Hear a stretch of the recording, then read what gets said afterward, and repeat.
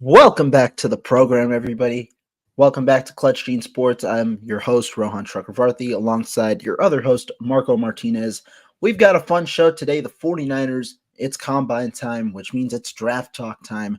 A ton of news going on. You're seeing players, be involved with the 49ers in meetings and things like that.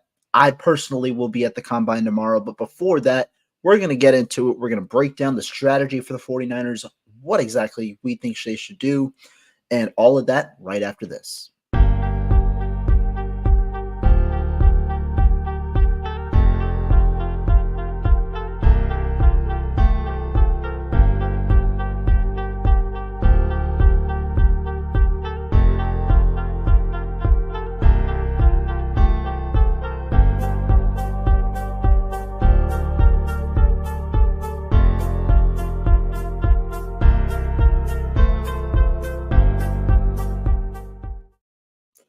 Welcome back to the show, everybody. As I said, I'm your host, Rohan Chakravarthi.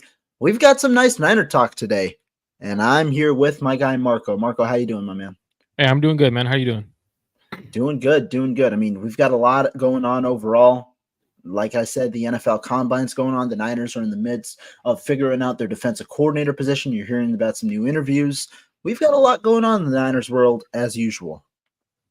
Absolutely. It's definitely interesting. Let's get straight to it. I know 49ers just interviewed another defensive coordinator candidate. They also announced that they interviewed Steve Bullock today, and that was reported by Adam Schefter. They also reported that they interviewed, I'm not too sure on his name. The defensive It's back coach from Kansas City. Yeah. It is David Merritt, the defensive backs coach from the Kansas City Chiefs. But go ahead, let us know what he's about. So I brain farted on his name, but I do know when I looked it up right away, he's coached Super Bowl caliber teams, right? Like when you look at what he coached the New York Giants for a long time. He won 2 Super Bowls against the New England Patriots. So he went up against Tom Brady, beat Tom Brady twice in the Super Bowl. Obviously, he was the defensive backs coach. He has not been a defensive coordinator coach. He's also been a linebacker coach prior to coaching in the NFL level. He's been with the Kansas City Chiefs since 2017, I believe, or 2019, I believe. Sorry, 2019. Since then, he's won a few Super Bowls with the Kansas City Chiefs. Obviously, 2 against the Niners. Kind of gives you an insight on what the Niners are thinking about in terms of defensive coordinator position. They're not being strictly internally. They're not going with the biggest name. They're going with who they truly believe could be a great scheme fit. And when you look at what Merritt has done, he's coached a great defensive line. Obviously, he was on a great defensive line team with the New York Giants. Both years, I felt like they had one of the stronger defensive line groups in the NFL at that time. When you play against Mahomes every day in practice, you kind of understand how to beat Mahomes. But my biggest thing is Kyle understands that Steve Spagnuolo has the defense that could shut his offense down. And to me, Kyle going that route kind of shows a lot about Kyle in the terms of he's evolving as a head coach in the sense of he isn't afraid to go out and get a defensive coordinating candidate that could stop his offense, right? Like he understands that offense and that scheme has slowed him down. And the play on Super Bowl twice held him to 20 points. So I'm definitely curious to see what you have to say about that Merritt's interview, or who do you think the last interview is going to go to? They did say they were going to interview 2 more candidates. What is your thoughts and opinion on that interview so far? I think it's an intriguing person. I mean, when I'm looking at the interviews, I'm looking at certain characteristics. What have they coached in the past? Where have they coached in the past? Coaching tree, especially when you consider external candidates. And this is an external candidate. The 49ers are required by the Rooney Rule to be compliant with at least interviewing 2 minority candidates that are external. But you're going to be, if you think that this is just to comply with the Rooney Rule, that's absolutely incorrect. I mean, Dave Merritt is a guy who definitely has the background to be capable of being a defensive coordinator. You point out his recent work. He's been with the Kansas City Chiefs since 2019. Who has he worked with? Charvarius Ward, who was on that 2019 Super Bowl winning team. Merritt has now gone on to win 3 different Super Bowls with the Chiefs during this recent run, the start of their dynasty. He's also been integral in other players. You talk about L'Jarius Sneed, arguably the top corner in this free agency period. He was a 4th-round pick back in 2020. and now is one of the top corners in the NFL. The Chiefs made a youth movement this past offseason, chose to get younger, ended up starting rookie corners. You have Jalen Watson, Joshua Williams, both earning starts this year. Both, had solid enough seasons for where they were drafted. And again, it all goes to the development. I'm not going to put all the credit or all the blame on one person, but the track record's there for Merritt, who has coached all pros before. He's coached Pro Bowlers before. Marquee names like Buda Baker, like Tyrann Mathieu. And funny enough, it's all connected because he was on Steve Wilkes' staff back in 2018. He was Steve Wilkes' first hire when Steve Wilkes was the head coach of the Arizona Cardinals back in 2018 during Buda Baker's rookie year. Helped him, I believe, go to over 100 tackles in that rookie season. Before that, with the Giants, and I think the most intriguing part, though, to me is not only did he play before, he was a former linebacker, had a short stint in the NFL.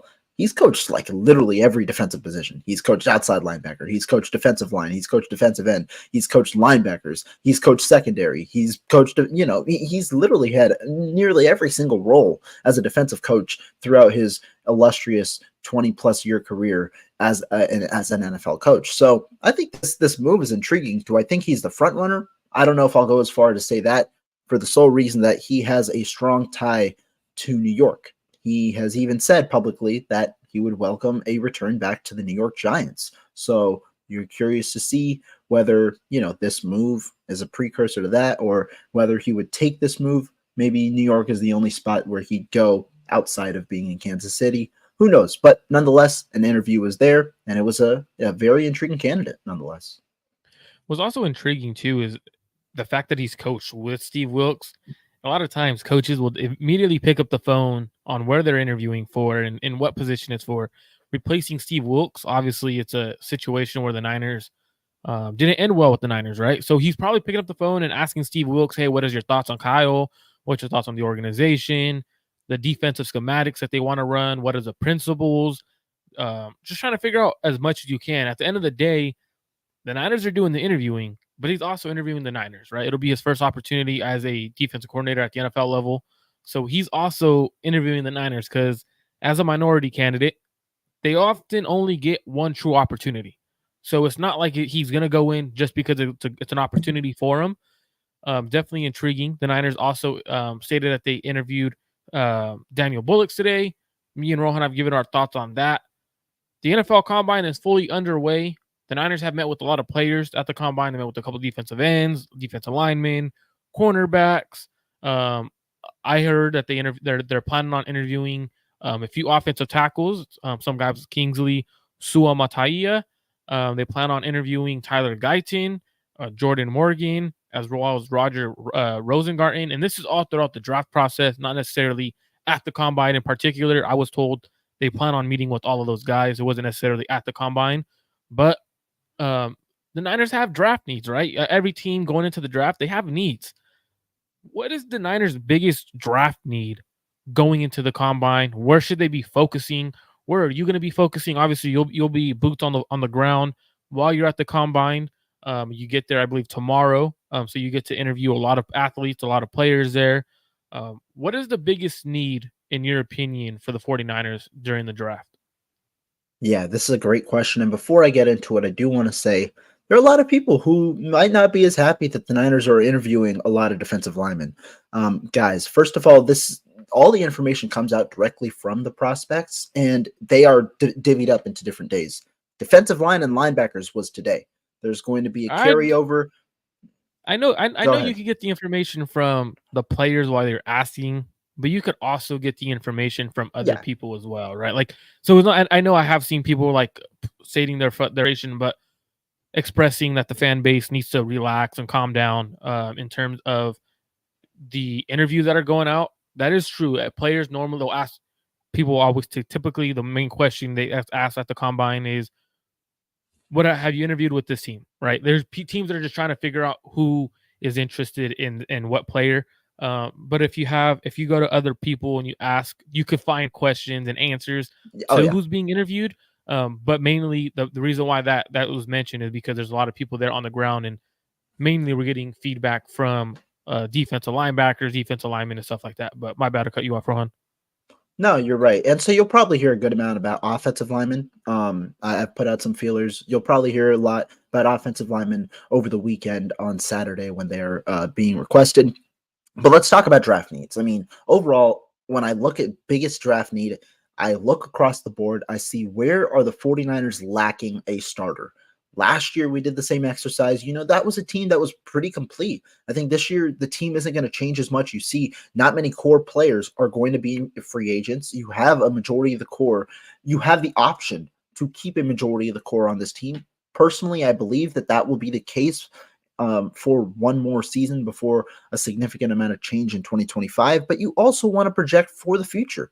And so to me, I think the biggest draft need stems in the trenches. I honestly think it's between the two lines. If you look at offensive line, I think the 49ers have a average offensive line, and really it's below average if you don't include Trent Williams.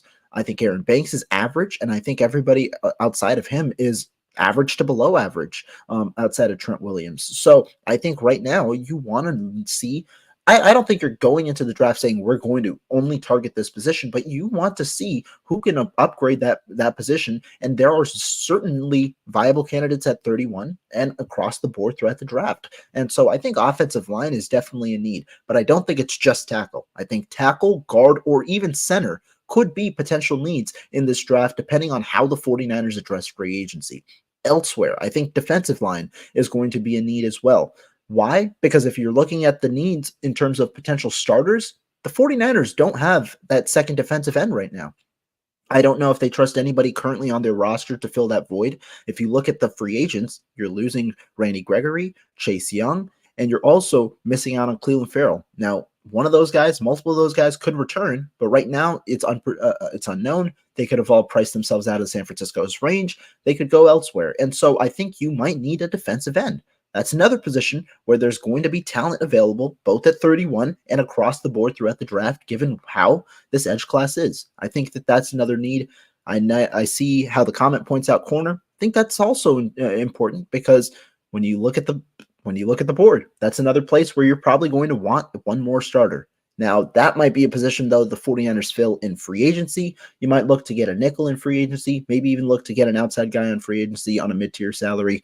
But I'm going to go with offensive line and defensive line. And I think you mentioned great points, right? You're looking at the 49ers, they have 6 free agents that are defensive linemen. They have only 3 of the starters coming back. When we actually look at the defensive line, you look at Arik Armstead coming off an injury, has had injury years. He's already getting up there in age, older contract. You got to start also planning for the future. It's not necessarily going with this core for the next 6-7 years. The core is getting old. Like, we have to admit, the core is getting older. So I think that D-line is definitely a need.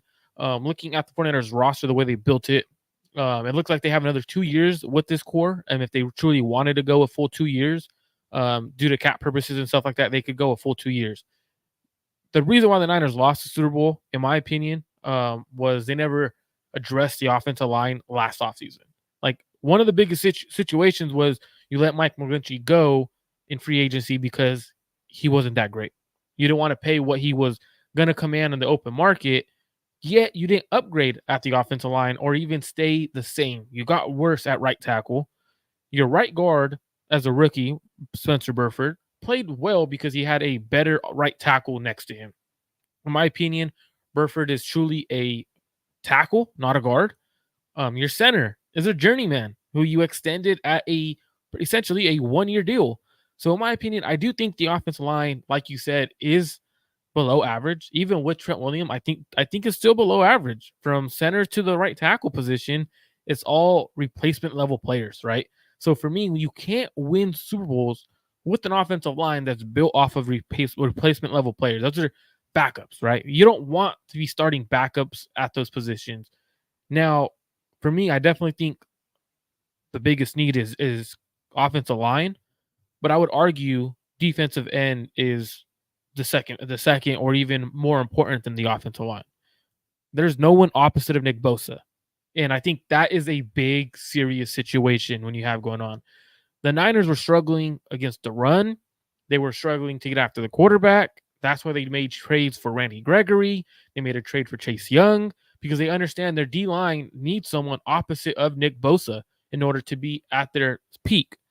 So you could argue one of those positions are as valuable as or as big of a need as each other. Now, I'm going to go offensive line because I think your defense has too much talent to be Yeah, saying, you know what, you need a front four that is truly elite in order to win games. That's not true. You do need a much better offensive line to win Super Bowls. And if your offensive line is going the wrong way at the end of the season, in the last game, in the most critical situation on a passing situation, that tells you you don't have enough offensive linemen to win the Super Bowl. Now, I understand the Niners looking at linebackers, interviewing linebackers, corners, defensive linemen. They're all needs. It's understandable. Now, everyone wants the Niners to go. Callie, we'll get to this. We'll get to this one because I know both Rohan and I like this player. So we'll get to this question, but I want to go to this real quick prior because we both said offensive line is the biggest need. And this is going to lead us into the Darius Robinson comment and other comments as well. Could the Niners go a position that is not offensive line at pick 31? Obviously, you don't know what's going to happen, who's going to fall on the draft boards, but should the pick 31, if it is not offensive line or if it is someone there off the offensive line, should the Niners still go another route, or can they go another route and afford to do so and not upgrade the offensive line at pick 31? absolutely. I mean, this is the bad, not bad, but the unknown part about the draft. We're trying to project 30 other picks ahead of the Niners. That's tough to do. You never know how the NFL draft's going to go there because there are different runs of positions. You know, you'll see potentially a run of corners, a run of receivers, but definitely in this draft you'll see a run of offensive linemen because as teams see that position go off the board, they don't want to be the ones missing out on having a player at that position, especially if they're high on their board and they're in need. And so in this draft, you know, you might have, excuse me, maybe nine players, nine offensive linemen go in Yeah, the first round. I've, That is ridiculous. Like, since November, I'm, what's crazy is I yeah, remember back since November, I was telling Rohan I have 9 first round grades at least at that point in November, and I had not watched all the offensive linemen in this class with the first round grade. I don't. What do you have in terms of offensive line first round grades right now, Rohan? I believe I don't have it on me at the moment, but I believe it's between 9 and 11. I think it's somewhere in that Makes sense. range. And this is not only tackles. This is overall. Like just thinking about it. I mean, guys like Joe Alt, Olu Fashanu, J.C. Latham, Tyalisi Fuaga, Amarius Mims out of Georgia, Tyler Guyton, potentially Troy Fautanu, potentially Kingsley Suyamata, and Jordan Morgan. That's what is that? 8, 9 tackles right there that I I have just 9 named. tackles. I know Yeah, off my board I have 9 tackles. I have one that's 9 center. tackles. Then you have Jackson Powers Johnson at center and potentially Graham Barton at a Duke as a guard. I mean, it depends on where maybe you have these guys, ranging from one range to another. But there's a chance there could be a significant amount of offensive linemen off the board.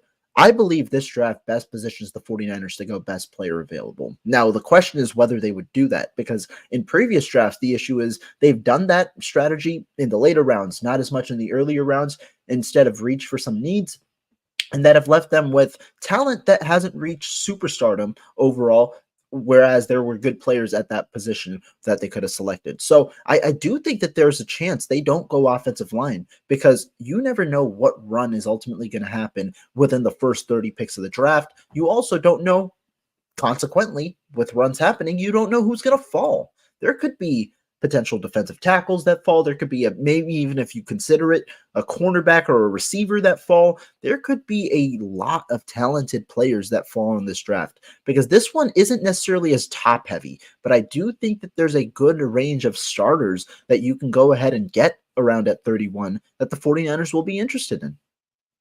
And I think this is a great point, right? Because I know a lot of us want the Niners to go O-line. It makes sense to, you know what, it's a deep offensive line class. It's the perfect opportunity to upgrade your offensive line. But I also think too, when you're drafting in the first round, I think what a lot of teams do, and they struggle and it makes their roster worse, is they draft for need. I truly think when you're drafting in the first few rounds, I truly am a firm believer. You want to go best player available or the best athlete available in terms of you developing them and getting the athlete right. Because a lot of times teams will go best player available or draft for need. For example, look what happened when the Niners drafted Javon Kinlaw, right? Example, Yep. Exhibit A. Javon Kinlaw, the Niners straight away defensive tackle, then all becomes their biggest draft need or their biggest need on their roster. They take Javon Kinlaw, who, in my opinion, was not the best player available on the board. I thought Tristan Wirfs was. They passed on Wirfs to get Kinlaw, and now there's a big gaping hole at the offensive line position where Wirfs will be playing right now. So for me, I'm definitely a firm believer of go best player available. There are positions that the Niners could go that is not offensive line. Let's go ahead and talk about it, right? We've been looking for an edge guy for as long as possible. Officer Nick Bosa, shout out to Ryu Ken. Kelly Young mentions Darius Robinson, Rohan. Now, he's projected as a edge rusher, defensive tackle. In my opinion, he is a defensive tackle in the Niners system. I don't think he wins fast enough and wins with his hands enough on the outside, outside of his power and his bull rush that he has. At the Senior Bowl, he was phenomenal, probably one of the better players at the Senior Bowl. What are your thoughts on going Darius Robinson at 31? And would you be for it doing so? I think that he's a player that would be a fit, in terms of the talent. Maybe not as maybe not as clear cut of a fit as other players, but I think in terms of BPA, he would be a player who you could consider at 31. I agree. I don't think that he's an edge in this class, and I think this class is a little intriguing because there are a couple of these 3-4 defensive ends that I feel like are good players that could be intriguing for the 49ers. I think there are a number of them in this class ranging across the board from the early rounds to the mid rounds as well. Darius Robinson, in my opinion, is one of them. A guy who would fit a lot of 3-4 systems. I think he's got a good bull rush. He can pass rush, and that's something you want out of your defensive tackles. And with that size, he's athletic. He's athletic for his size, and I think that that's going to help you because that's the type of mold the Niners like out of the defensive tackles. A little bit undersized. They like good athleticism, and they like players who can end up being good pass rushers. That was what they were hoping to get out of a guy like Javon Kinlaw with the way that he was powerful and explosive. Ultimately, the injuries never worked out, but I think that that could be a potential option.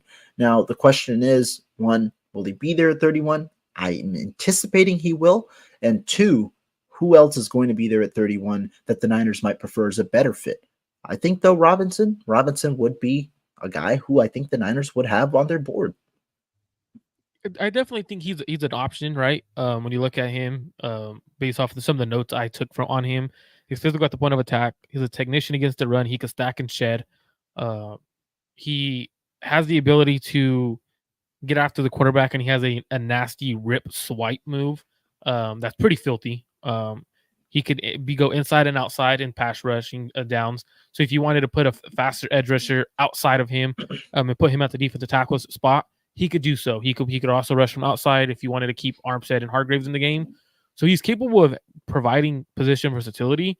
Um, but my opinion, like just seeing him outside, he's just too reliant on his power as a pass rusher, and that to me, that is an issue, right? Like I said, like outside as a rusher, that's I want someone who could win with their hands, win with their speed, do a variety and power. Like I don't want to just a power guy because that ends up being a guy like if you pay attention to Chase Young this year, I felt like he was too reliant on his power. Like he didn't use his hands, didn't use any technique of the technician, and that's why he was struggling with the Niners. If you go back to Drake Jackson, in my opinion, if Darius Robinson is rushing from the outside, it's the same thing as Drake Jackson rushing from the outside. I think Drake Jackson has more bend than Robinson. The flexibility of Robinson was a concern on the outside. So looking at that, I wouldn't be for the Darius Robinson situation if the Niners plan on playing him at edge. If they plan on playing him at defensive tackle, great pick at defensive tackle, but I'm not a fan of him outside. I know Eska in the comments says Chop Robinson or Graham Barton or Jordan Morgan. Chop Robinson outside of Nick Bosa at 31 would be a great pick. Good speed guy. It's a guy who could win with his athleticism. He is a little bit raw in terms of pass rushing. I do like the fit with the Niners, especially in their scheme. I'm a fan. Now, Nick, for Graham Barton, I'm not too sold on him for the Niners offensive scheme. I'm really not. I think he's doesn't have the athleticism that Kyle wants from guards. or his centers. So for me, I'd rather not. I'd rather stay away from Graham Barton, in my opinion. That's just me. I do think he's a hell of a player, but for what Kyle likes to do, I'm staying away from Graham Barton. Jordan Morgan, I think is a really good tackle. My biggest concern with Jordan Morgan is his film at Arizona is phenomenal. One of the more well-rounded offensive tackles in this draft class. The only issue is he came in and measured with shorter arms than I anticipated at the Senior Bowl. I'm curious to see how he measures at the combine. He measured in with 32 and I believe 7/8 inch length arms. To me, I have a minimum of 33 for tackles. I do see Jordan Morgan potentially having to move in at guard, but I think he's capable. The only thing where I'm okay with Jordan Morgan is he has everything needed to play tackle. I would give him the opportunity and the ability, the option to try to win the right tackle spot. I think he'd better suited at right tackle than left tackle in the NFL. But he may have to transition to guard. I'm curious to what you have to say, Rohan, about these three players. I'm very high on Robinson. I don't think he makes it to 31. I don't Yeah. think teams let that kind of talent or athleticism falls to 31. It just doesn't make sense for someone to let an edge rusher with high upside. He really has high upside. So it's kind of with how raw he is, the upside's there. So I don't think he makes it. So what are your thoughts on these three players being available at 31? Who would you take or who is the go-to guy for you? Yeah, I think when I talk about runs at positions, I can very clearly see that at edge. I don't know how many defensive players go in the top 10 with such a offensive heavy class, at least early on, with the quarterbacks and the receivers and the offensive tackles. However, I think that when that run on defensive end comes, I think a couple of teams are going to really look to get them. There are really, I think, four guys who teams might target in the first round: Dallas Turner, Leatu Latu, Jared Verse, and then Chop Robinson. I think those are the four guys who teams are going to target ahead of the Niners in the first round. And so there might be a quick run on defensive ends where you might see those four go. Robinson's intriguing because I mean, you can't teach his type of First step. explosiveness, That first step that is first crazy. step, yeah, off the edge. Of course, he's a raw guy. And I wonder whether that kind of offsets the 49ers or puts them off a little bit because of their inability to develop a guy like Drake Jackson, who had, the bend, who had that type of athleticism, and ultimately wasn't able to, at least not yet, hasn't been able to develop. So I think that Robinson would be intriguing. As for Barton and Jordan Morgan, Barton, we'll see. I'm curious to see whether the 49ers would treat him as a guard or a tackle, same as Jordan Morgan. But there's so many offensive line talents in this class. And so I think that there's going to be, I'm also curious to see if Morgan falls to 31, but I think there's a lot of offensive line talent in this class that honestly, and this is usually not the case for offensive linemen, it could be best player available at 31. Absolutely. And for me, when we speak of Chop Robinson, I think the talent's there, the players there, right? It's for me, what concerns me at 31 is how raw of a player is and how he doesn't key on run plays. He doesn't understand how to key run plays. And I think that could be an issue on the Niners. Like, how often does he play in the first round? So for me, that's a concern. Now I do see. I wanted to bring the point to Rohan, but he's gonna be gone for a little bit. So, um, I do see a lot of people saying I wouldn't be surprised if the Niners draft a defensive lineman in the first round. The Niners are going defensive tackle at 31. Shout out to 49ers faithful forever. I see a lot of people talking about defensive line. 49ers faithful also talks about Beal and don't need Chop. I definitely disagree. I think if I would 100% take Chop over Beal. I think they're both raw in terms of pass rushing ability. But for me, Rohan, if Chop is there at 31, right? But you also have someone who an offensive tackle that you have as good of a grade on, or if not, maybe a slight less grade. Mm-hmm. I personally think if you're gonna go underdeveloped edge rusher in this class, I truly would wait until the second round, until your second round pick, and take Austin Booker. I've been high on Austin Booker, and if you're looking for a guy with that first explosive step, that's Austin Booker, a guy with arm length, wingspan, athleticism. You could use him as a true pass rusher. I think he's more developed as a pass rusher than he's given credit for. Now he has the lack of film. He only has, I believe, 550 reps due to only playing 1 year at Kansas and transferring from Minnesota. I think he's a phenomenal player. I personally think if he would have went back to school, he would be a first round talent next year. So I'm definitely like at that point, like the grade for me from Chop Robinson to Austin Booker isn't so far off for me in terms of Chop Robinson has more film that I was able to evaluate, and I have a more detailed evaluation on him versus Austin Booker stand out at the Senior Bowl going up against talent. Is one of my opinion. You could argue he was the best player at the Senior Bowl in terms of defensive line. Now, for me, there's a situation where the Niners could truly value going need in this draft because of the players available later in the draft. Now, should the Niners, and this is a conversation that it's always going to be had, should the Niners draft for need or should they draft best player available? This class is a perfect draft class to draft for need due to offensive tackle or offensive lineman being a huge need. And with so many offensive linemen having a first round grade, would you go best player available or would you go offensive lineman? So, for example, I'm going to give you a hypothetical situation. If the Niners have a first round grade on an offensive lineman, but there's a defensive tackle there, Byron Murphy, and this is hypothetical. The Byron Murphy has a higher grade, and I know you have a high grade on him because so do I. And that's why I'm giving you this hypothetical because it's the best player available at this point. Would you take the offensive lineman who has the first round grade, or would you take the best player available at that situation, whether it's a cornerback, Byron Murphy, guys like that? What would you do in this situation? What should the Niners do? Not necessarily you, but what should the Niners do?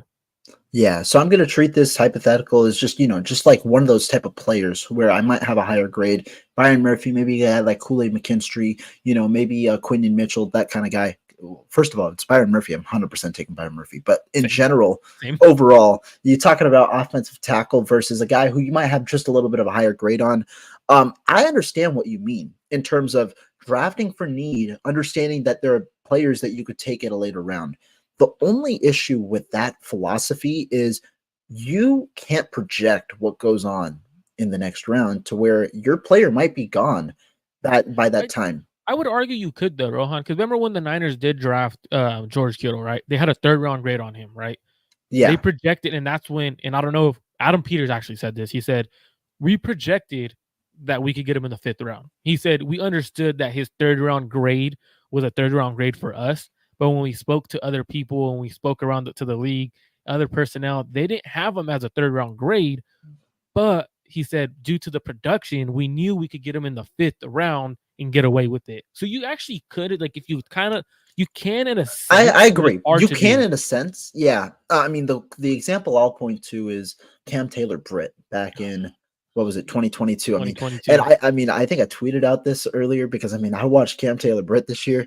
That was a big miss. That was a big miss for the 49ers getting that corner. I mean, if Cam Taylor-Britt's on this team, the corner, that secondary is stacked. But the 49ers, the point I'm making is you can project the round. It's just sometimes hard to project whether you get your specific guy.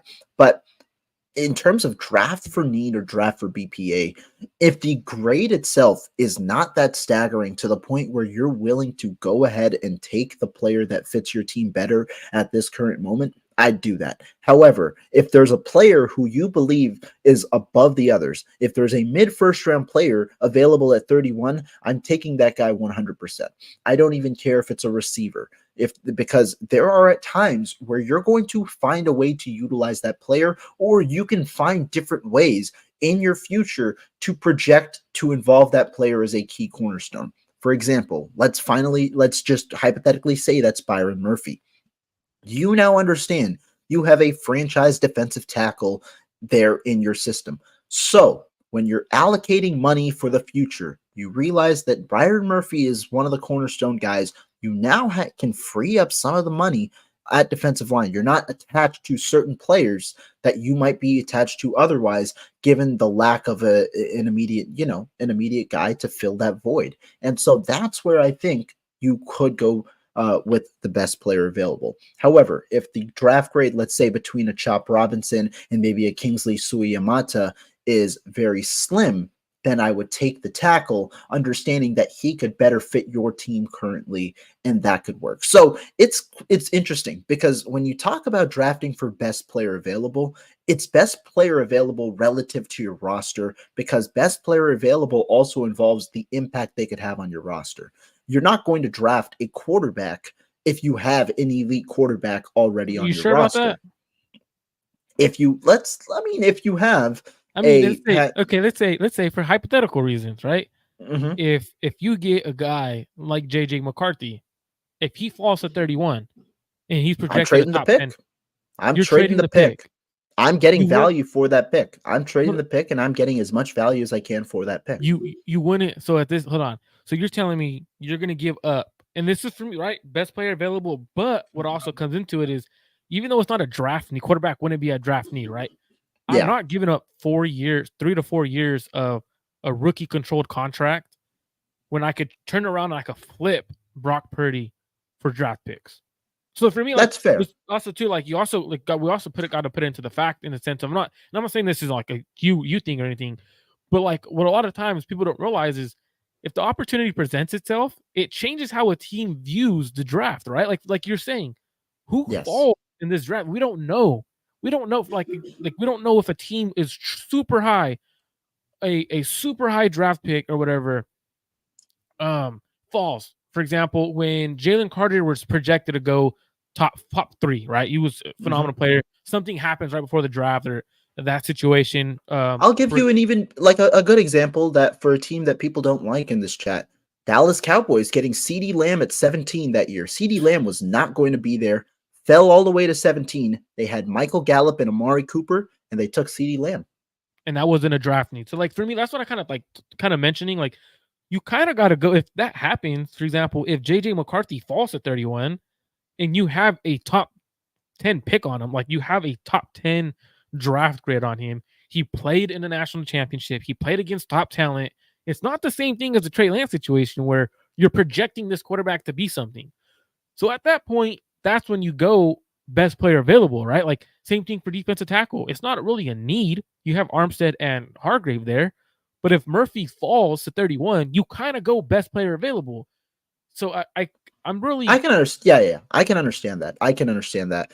But to me, the only thing with the quarterback thing is I do involve when it comes to best player available. I do involve the impact they could have on your team. That's the one other that's argument true. for me that I involve. The reason for JJ McCarthy is because the Niners still have 2 years of cost control on Brock Purdy without the franchise tag. And so technically, if we're just hypothetically saying that's 4 years of team control you still have because you could tag him twice and it would still be at a reasonable enough price. So, because of that, I don't project JJ McCarthy seeing the field for the entirety of his rookie contract ahead of his 5th-year option. And that is why I would personally move that pick, move back maybe a few spots, and take value at that selection and get the most that you can by throwing up JJ McCarthy on the block. And I think that's I agree with you in the sense of what you've seen from Brock, you can't discredit, right? Like it's pretty it's been there. Like he showed he's a great quarterback at least for now. But at the same time, I'm looking at JJ McCarthy and I'm looking at ceilings, right?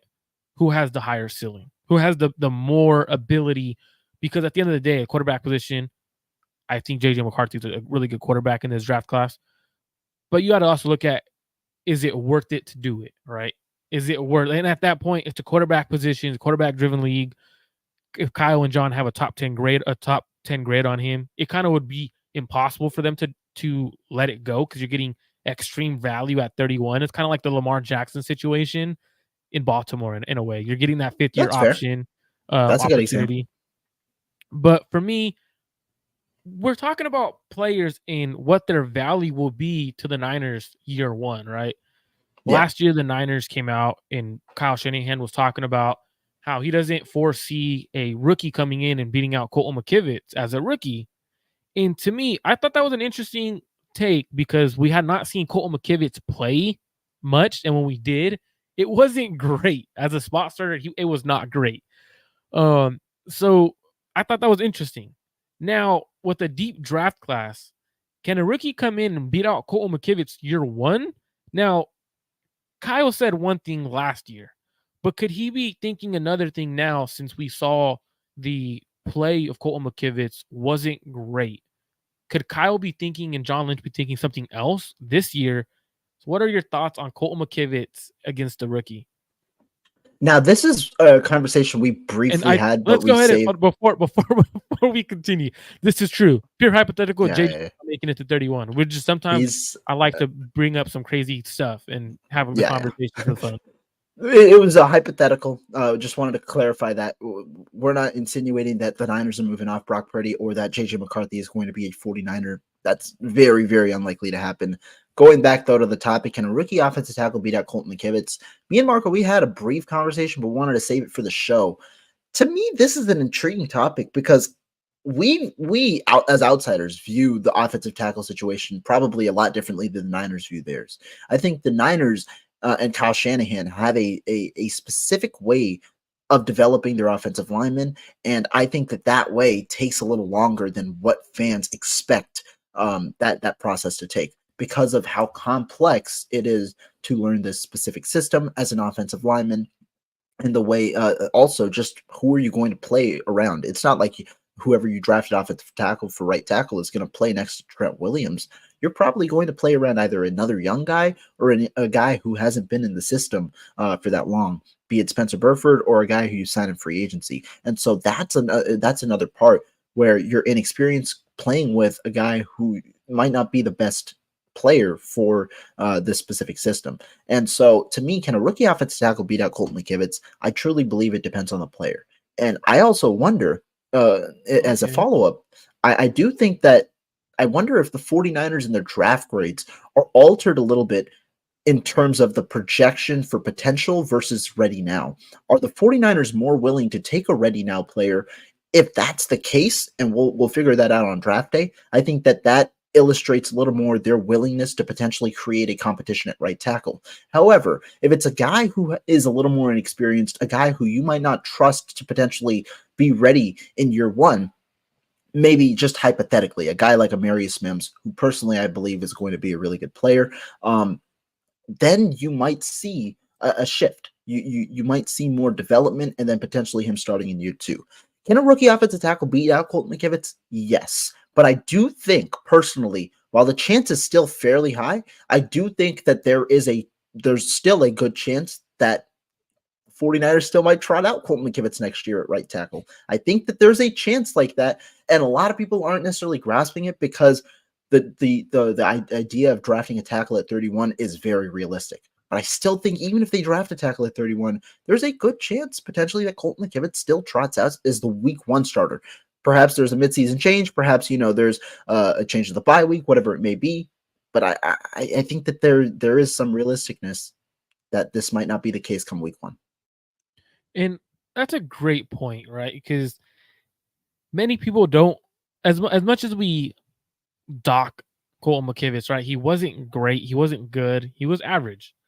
Now, it's definitely a question for concern in terms of the Niners and how they evaluated Colton McKivitz's situation.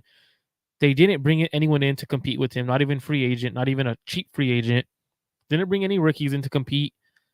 They just gave him the job. And I thought that was really interesting. I thought that kind of spoke highly of how Kyle felt of him. Yeah. Um, I didn't care for the contract that they extended him to. I thought it was more of a, you know what, this speaks volumes of him being a backup. I thought it was a nice swing tackle contract. Um, and it's unfortunate that the Niners didn't bring anyone to compete. Now, I do think any rookie I have as a first round grade, I think would beat him out in terms of offensive tackles. I truly believe any rookie I have with the first round grade would beat him out. Now, the only problem is does Kyle and John Lynch feel a Super Bowl ready team could win a Super Bowl with the rookie right tackle? Like, Yeah, that's the biggest concern, I right? agree. Yeah. And here's what I'll say. I'll add this one extra tidbit, and maybe you disagree with me, and I'm curious to hear your thoughts. I honestly don't care if the guy starts week 1, as long as he's starting by the time we get to the playoffs. I believe that a first round tackle should be ready by the time week 17 comes. But I also think that when you talk about the regular season, I think the 49ers have shown throughout the last 6-7 years that they can make do with average to below average play at right tackle throughout the regular season and still win games. The issue is when it truly comes to the playoffs, and that's where this is somewhat of an intriguing situation. Could you do a 50-50 type split like they did with Burford every 2 series or so? Am I a fan of that? No, I'm not a big fan of.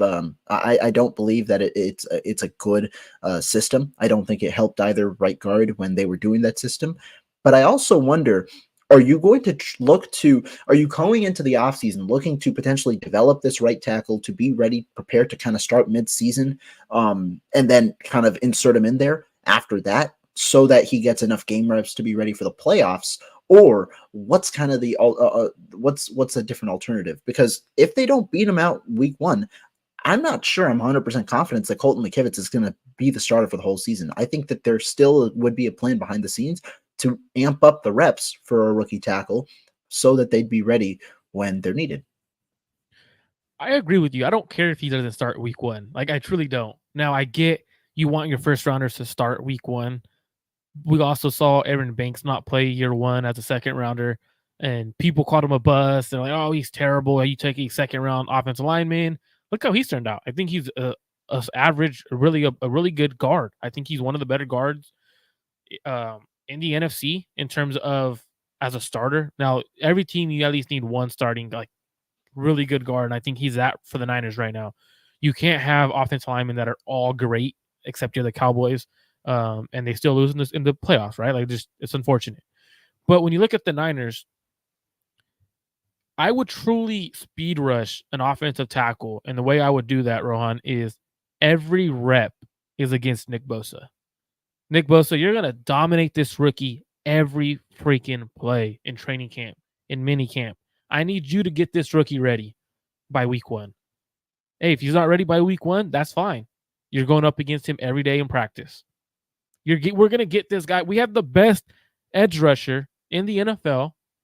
Utilize him to develop your tackle, right? That's what I would do if I'm Kyle Shanahan to get my right tackle ready. I truly think that's the best way to go about it. Speed rush it and have Nick Bosa go up against him every play. Um, I do think the Niners kind of draft an offensive tackle in the first round. I think it's the smarter decision with so many first round talent at offensive line, whether it's a guard, tackle. I think tackle brings more value. And I think typically, if you're looking for a starter, this is the class you want to do it in. Now, we're talking about offensive linemen, cornerbacks, D linemen.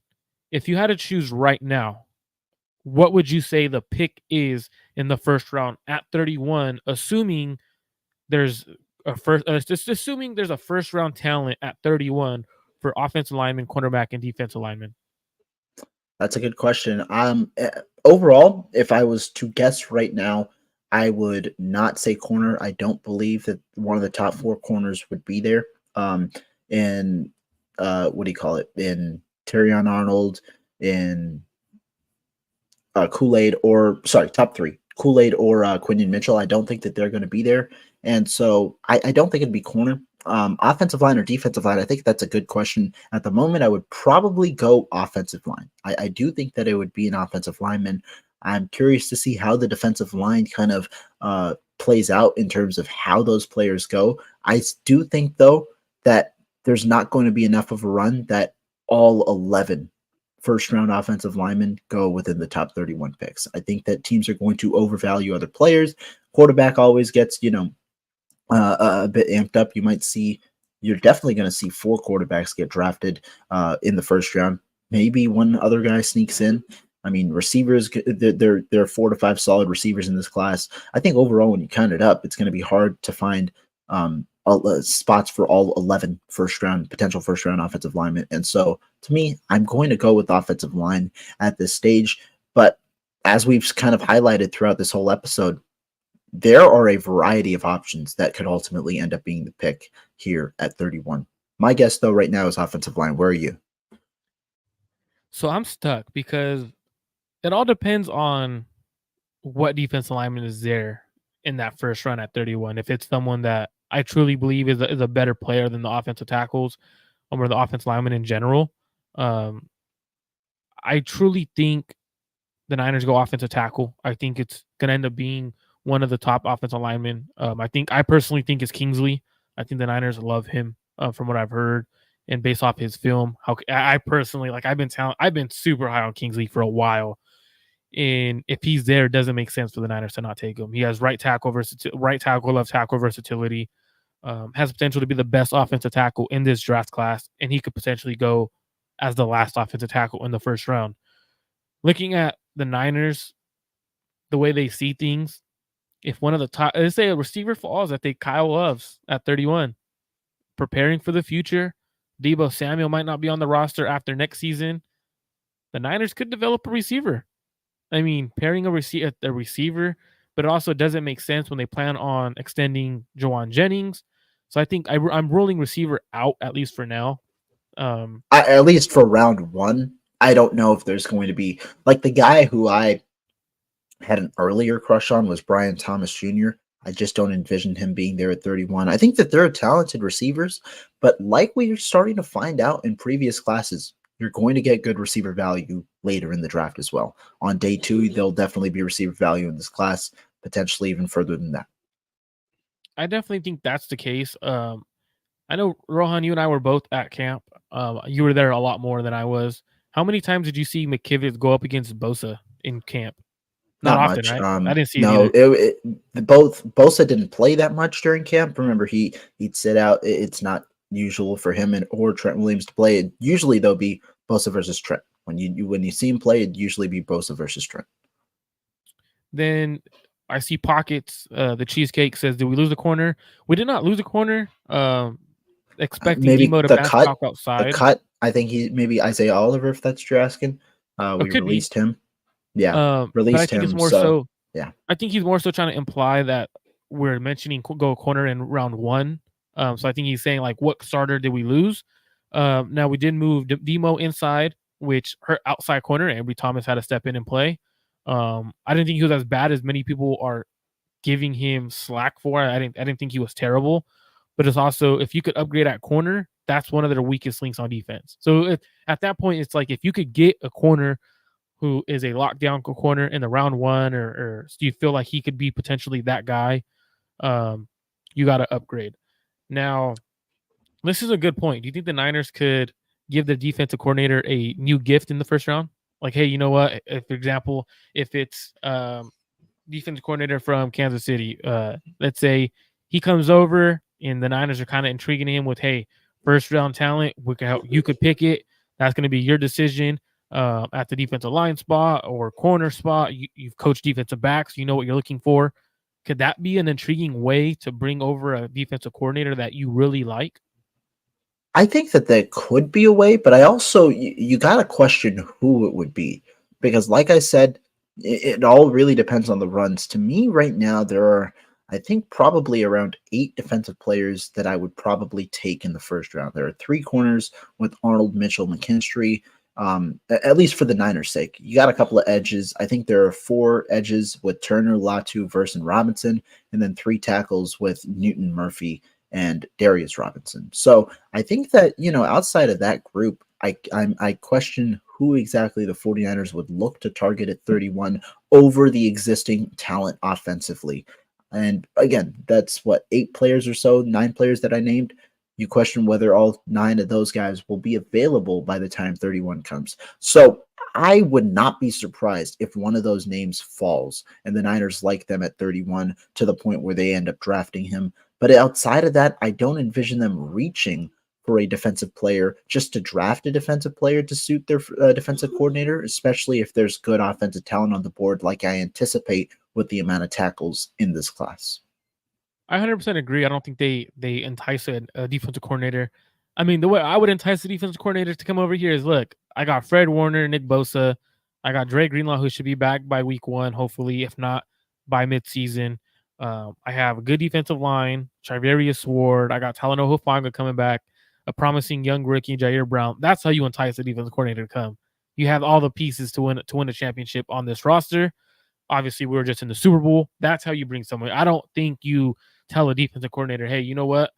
We'll let you choose that pick. Because what's the purpose of doing all this draft work and prepping and having all your scouts and your executives do this work just to let one guy make the decision? A guy who has not really done the true work, the homework, right?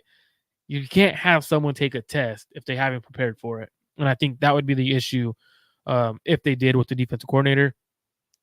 Rohan, you obviously will be at the Senior Bowl tomorrow. Is there any players in particular you're looking forward to speak to at the combine? Anyone you're looking forward to in terms of watching, do drills, run the 40, 3 cone? Anyone you're keying in on?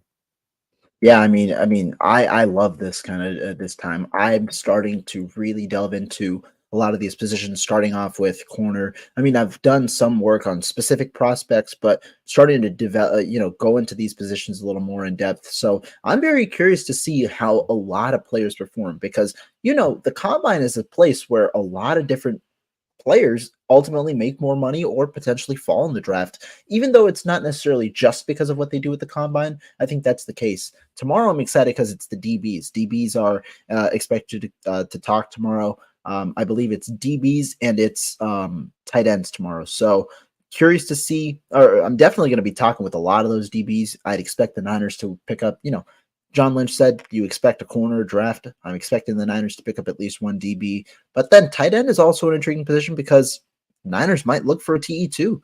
And there could be value, at the end of the second round. There could be value at the end of the third round. Some of the guys the Niners might like. So definitely intrigued, especially at tight end. My guy, a guy who does a lot of good analytical work over at Sumer Sports, Tej Seth, he's put out a bunch of graphics highlighting how important the RAS scores and tight end kind of production go Oh yeah. together. And that's something that I've really started to look into, and it's intriguing how they fit. So the position that I'm kind of curious about at the combine is how well are these tight ends going to kind of run? How are they going to test? And how well do their profiles kind of sum up together? Because I think that that's a good indicator of how well they'll fare in the NFL as productive, not only blockers, but pass catchers. What's crazy is I don't think the tight end that's getting all the love and the credit, Brock Bowers. I don't think he's worth the first round selection. And I'm curious to see his raw score because if he runs slower or he's smaller than anticipated and his raw score does drop, I wonder how that translates because I saw the same thing you're looking at, and it's definitely a situation that the 49ers or not 49ers, but NFL in general obviously focuses on. Obviously, the Niners tight end raw score was outstanding, George Kittle. But then you also look at guys like Latu, guys like Braden Willis, who Latu they drafted in the third round. Talent was like the athlete wasn't there, so definitely interesting. A guy that I want you to focus on a little bit. I know his name's not really being thrown out there as much. Braylon Trice from Washington, the edge Yeah, rusher. I think he's a good guy who potentially, if the Niners looking for edge rushers right in that first round, he's potentially a guy who could go back into the first round, depending on how teams view him. Austin Booker, one of my favorites in this draft class. I'm curious to see how.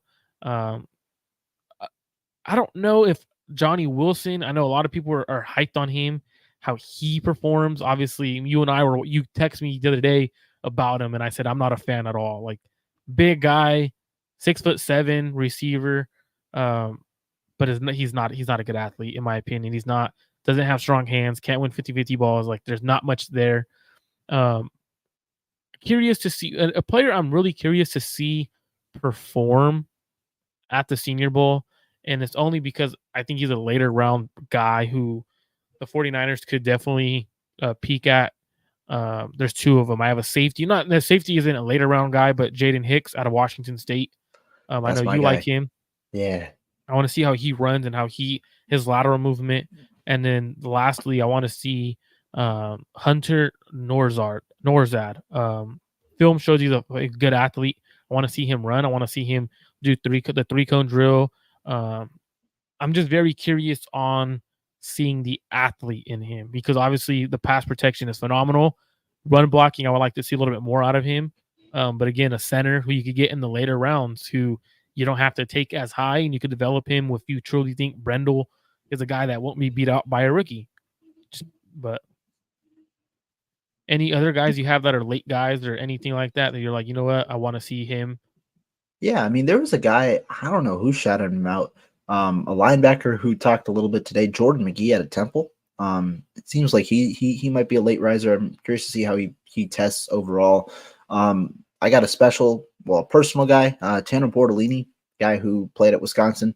Luckily to cover him the last 2 years. I think he's a good athlete, and I think he would be a talented player on day 3 that should go. He's an athletic guy. Curious to see how he tests overall as well. I think, yeah, but there's a lot of good talent. I'm very curious, though. I think the position I might be most curious on top of tight ends, is I want to see which one of these corners puts on a show, because I think that a lot of the corners in this class, I was telling Marco, especially at the top, have very similar profiles.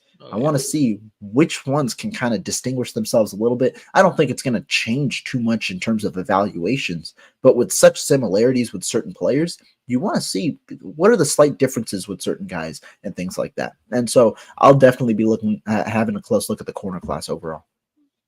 I think the corner class is interesting because after the first round, I truly do believe it falls. Like it's not like there's a pretty good gap after the first round, in my opinion. I don't think there's a few second rounders, but after that, you're not going to truly get anyone until mid third, fifth round that you're like, okay, this guy could potentially, he has the traits to be a starter in the league. Very, very interesting to see how the combine plays out. I'll be watching from home, but definitely all eyes on the offensive line for me. Everyone offensive line wise, that's where I'm at. I think Niners need to upgrade there. Also have my eyes on Adisa Isaac, who could potentially be a guy later rounds at the edge spot. Rohan will be there. Make sure you guys are following him on Twitter at Rohan Chakrav. Make sure you guys subscribe to Rohan Chakravarti's personal channel. Make sure you guys hit that subscribe button on Clutch Gene Sports for more draft content and more combine analysis and player analysis. If you guys have any questions on players, make sure you guys drop your comments or DM me or Rohan on Twitter, and we could go ahead and answer those for you guys as well. Or even if you guys want to add us on Twitter, we could do it for the public to see as well. Make it a little bit easier for everyone. Guys, I just want to say thank You're muted. for all of your questions in the chat today, because we like these conversations. I like answering questions, seeing what you guys kind of think with your own personal thoughts on the draft, where we kind of go as well. Very grateful to be able to be credentialed to go to the combine. We'll be there tomorrow through Sunday. For those of you at home, we are getting to talk with what do you call it? As I said earlier, well, we're going to watch defensive linemen and linebackers tomorrow. Those are the guys who are going to be doing the drills and all of that tomorrow, so that you're going to get to see, which guys put on a show from that group. And then we get to talk with the DBs and tight ends tomorrow as well in terms of the interviews. Excited to see what I can put out for content. We're definitely going to have a lot coming out, but great show. And we'll definitely have a lot of content this week. And then I know tomorrow, possibly, if you guys are wanting to tune in from Rohan's channel, I may possibly be doing a mock draft with David Lichty. You guys may be familiar with him on Jesse Naylor's show. And then Friday, Rohan and I will be joining, possibly. Rohan, I don't know if you're going to be able to make it time-wise, but we'll be joining Ryan G. Hensley's show. And then after that, around 4:15, I'll have my regular show with Ashley Ariana. So make sure you guys tap in, hit that subscribe button. Thank you guys for tuning in. We're out.